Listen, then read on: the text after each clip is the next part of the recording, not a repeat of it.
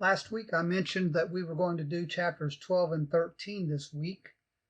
By now I'm sure you figured out that I said the wrong numbers. We're doing chapters 10 and 11 today. First part of chapter 10 talks about a visit from the Queen of Sheba. The visit is well known.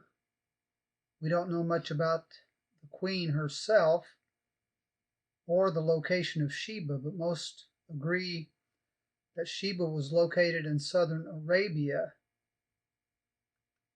Get the map up here. This is an Old Testament map. Here's Jerusalem. Here is modern-day Saudi Arabia. This is a modern map. This is understood to be Sheba down here, which is modern-day Yemen. In Matthew 12, verse 42, Jesus referred to this area from which the queen came as the ends of the earth, and that might help explain that viewpoint. The Queen of Sheba obviously had immense wealth and stature, and she came to test Solomon with riddles or hard questions. And we might say that he passed the test with flying colors.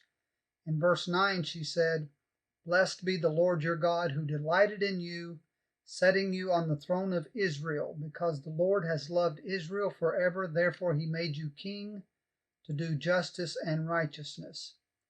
It's hard to know whether this was true conviction on her part or just standard courtly rhetoric. But the queen gives Solomon an impressive amount of gold, and as impressive as it was, it actually paled in comparison to his yearly income recorded in the latter part of this chapter. There's a passage in the book of Deuteronomy which is insightful regarding the information in the latter part of chapter 10 and the first part of chapter 11. The text gives instructions to Israel about the behavior and the guidelines of their kings once they entered the promised land, the land of Canaan, and appointed a king to rule over them. I'll read Deuteronomy 17, verses 16 and 17. It says, "He shall not multiply horses for himself, nor cause the people to return to Egypt to multiply horses. For the Lord has said to you, you shall not return that way again. Neither shall he multiply wives for himself, lest his heart turn away, nor shall he greatly multiply silver and gold for himself." After the lengthy description of Solomon's stockpile of gold and horses in the latter part of chapter 10, we go directly into chapter 11, which details all the wives Solomon took for himself. This is the section, chapter 11, verses 1 through 13, which talks about what is commonly referred to as Solomon's fall. In this section, we're told that Solomon had 700 wives, princes, and 300 princesses. He wasn't that modern. We're told that, I'm going to have to gain my composure after that. I'll try that again. We're told that Solomon had 700 wives, princesses, and 300 concubines, and this is certainly a staggering number, and it reflects the vast network of political alliances formed by Solomon. This was not an uncommon thing in those days to form political alliances by marrying a king's daughter. We just read the warning moments ago from Deuteronomy 17, and verse 17 in that text said, "Neither shall he multiply wives for himself, lest his heart turn away." And that's precisely what verse 3 tells us happened to King Solomon. Verses 4 and following tell us about Solomon's idolatry brought about by these many wives.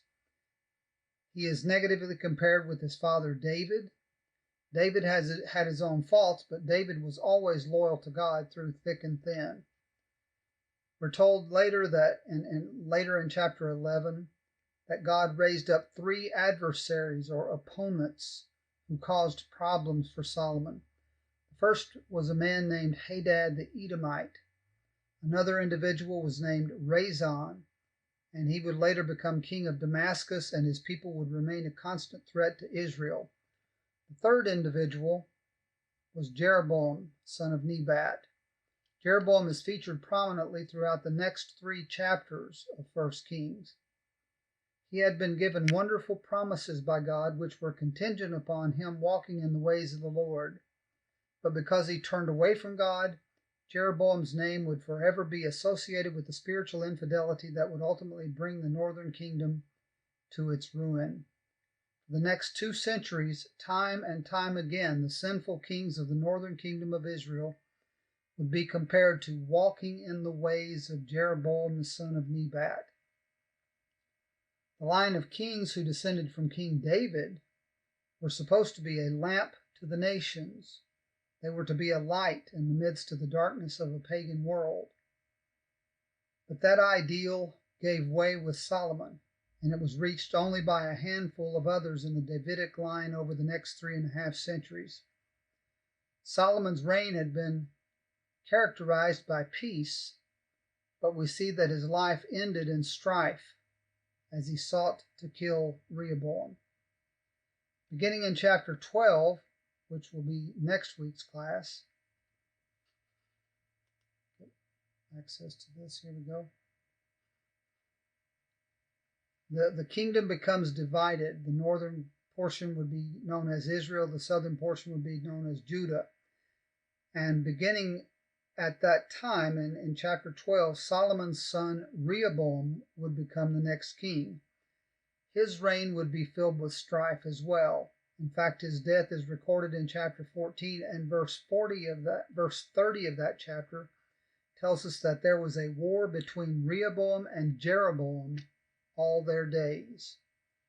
In Exodus chapter 34, when Moses was on the mountain with God to receive the second set of tablets, in verse 6, we're told that, verses 6 and 7, we're told that the Lord passed before Moses and proclaimed, the Lord God, merciful and gracious, long-suffering and abounding in goodness and truth, keeping mercy for thousands, forgiving iniquity and transgression and sin, by no means clearing the guilty, visiting the iniquity of the fathers upon the children and the children's children to the 3rd and 4th generation.